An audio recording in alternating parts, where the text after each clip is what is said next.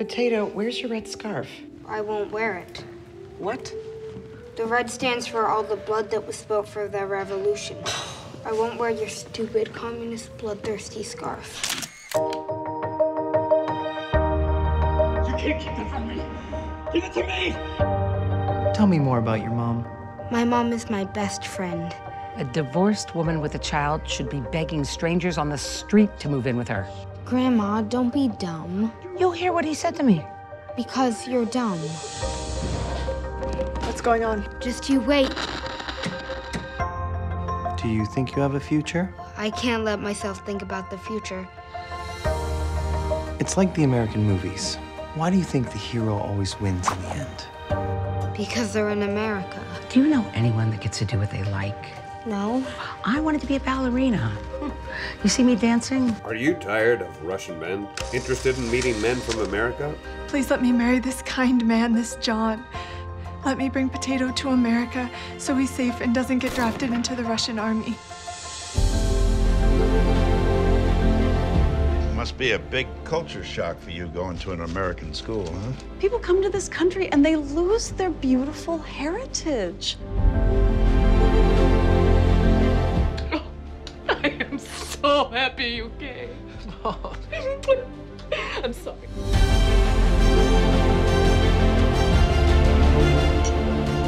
What is your accent? Russia, but I do not like talking about it. Our lives are like Russian movies. Nothing good ever happens. Bad guys always win. Then believe in American movies.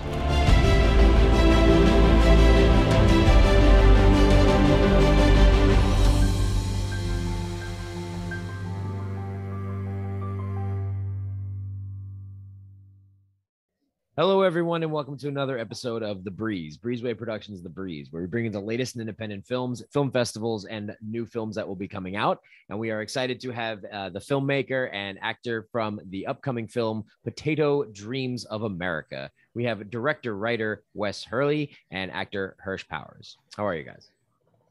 Good. Thank you so much for having us. Yeah, thank you. For sure. Thanks for coming on the show. So tell me a little bit about Potato Dreams of America. So Potato Dreams of America is very autobiographical. I like to say it's 99% based in real events. And it's a story of a gay boy growing up in the Soviet Union in the 80s and 90s, just as it's falling apart, the Soviet Union, and then coming over to the United States as an immigrant with his mail order bride mom. And it's a dark comedy. Sounds pretty dark. I was able to check out the trailer on IMDb. It was definitely very cool, very colorful. I like how it was filmed cinematically, and then what you did in post. A lot of the colors are very bright, and it pops, which I think was really cool. But Hersh, you play young Potato in the USSR. So tell me about how you got involved with the project and how it was executing that role. Yeah, so I got an email one day from our local casting networks, and it was like, hey, we're filming a movie. We had just signed up like a few days ago. They're like, hey, we're filming a movie. Want to audition? I was like, sure, I've never done this before, but that sounds like fun. And then I sent in a tape, and they liked that. So then I got sent in for an audition, and I got to meet Wes and one of the producers, Misha. And they were all so amazing and nice. And I was like, that's so cool that I got to audition for them. Maybe, like, I'll be an extra, fingers crossed. Like, I had never done this before, so this whole world was new to me. And then they called me a few days later, and they were like, you got the part. And I was like, what? And so I freaked out for, the next week or so. And I was so, my mind was blown. I was, so happy. And I had read some sides for the audition beforehand, and I was just in love with the script, and it was so funny, and it had so much heart. So I was just so, beyond excited to be working on this project. I'll give you a round of applause for that, because that does not happen to every actor that starts working in show business. So congratulations to that. The only one that I know off the top of my head was Ashton Kutcher, who I think strolled into town and then booked that 80s show or that 70s show. Sorry. So, but that's pretty awesome. Think much better than just getting an extra role. So very cool to see. What was it about his audition that really stood out to you, Wes? That you said that he's definitely the one for the part. Yeah, he, there's this certain quality that I think movie stars have that, like, it is talent, but it also that special sort of thing that like a camera loves them, and there's a sort of relationship with the camera that it's just hard to describe. And when Hersh was auditioning for us, I was filming him just for record, and he just really had this special quality. Like his performance was very nuanced and very thoughtful and very subtle. And he was charming, but it's more than that. It's also like this very special sort of movie. I was like, this boy's gonna be a movie star. There you go. Heard it here first. That's good words of praise right there. And that's awesome to see that you really hit it out of the park. So that's a word to actors that are self-conscious or worried or curious about starting in this business. There's a victory story right there. So congratulations to you on that. And back to the film. So it's an interesting story coming from the USSR with a mail order bride. Is this anything that you experienced from your own personal life, or where did the inspiration or the creativity for this came from? Yeah, this is all my life. So it's basically all based, on my life. There's nothing in the film that's made up. There's no twists or things that are made up. I even tried to pull dialogue from life as much as I remembered it, yeah, so it's a very faithful adaptation of my own childhood and early teens. Very good, very good. You've had a good festival tour so far.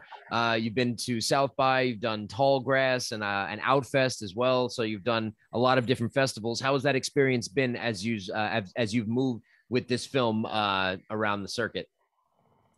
Yeah, it's been wonderful. We were honored to premiere at South by Southwest, but that was like early, still digital. The festivals we did still digital. Towards the winter, towards the summer, they started to be more physical festivals. So like Frameline, I think they had like a drive-in screening. Outfest was all in person and digital. So that was really fun to experience. And then this guy, he got to go to Deauville in France. I got to go to France. Amazing. Oh, that's pretty sweet. Yeah. Very glamorous festival. That's kind of like Baby Can, nice. Very red carpet oriented. So I was watching from afar their Instagram posts and very happy. Tell me about that, Hersh. How was France? Oh my gosh. It was so magical. We went there with the expectation of we're going to meet like some really cool famous people, like Timothée Chalamet might be there. He wasn't, but that's okay. And Johnny Depp might be there. And we were like so excited to just like see their faces.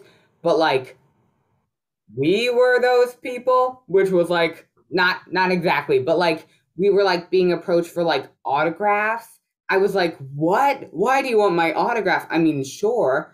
And so like my first autograph was like a complete mess. It got better. But it just felt so magical and unreal and like unlike any experience I'd ever had. I was there for my birthday. I was there for my sweet 16. So it like doesn't get any better than that.